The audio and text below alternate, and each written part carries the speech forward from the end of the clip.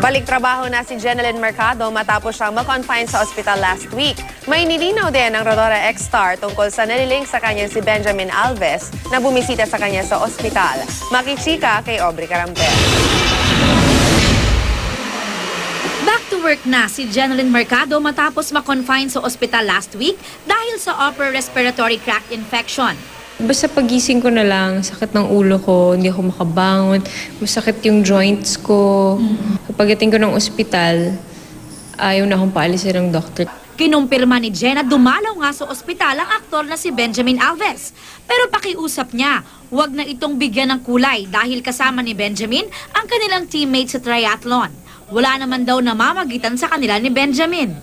Sa ngayon, wala mo ng love life. Wag mo nang i-entertain yung mga ganung bagay. Importante muna ngayon trabaho. Mas maayos na raw ngayon ang pakiramdam ni Jen, kaya itinuloy na niya ang pictorial para sa kanyang bagong album sa GMA Records. Espesyal daw ang album na ito at ang mga kanta ay isinulat ng composer na si Benny Saturno. Nagkataon din na ngayong taon ay isi-celebrate ni Jen ang kanyang 10th anniversary in showbiz. Balik taping na rin si Jen ngayong araw para sa Rodora X. Bumabalik na si Roxanne.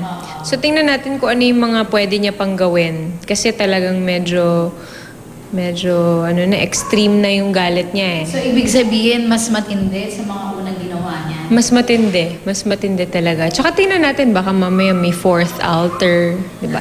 Aubrey Carampel, updated sa Showbiz Happenings.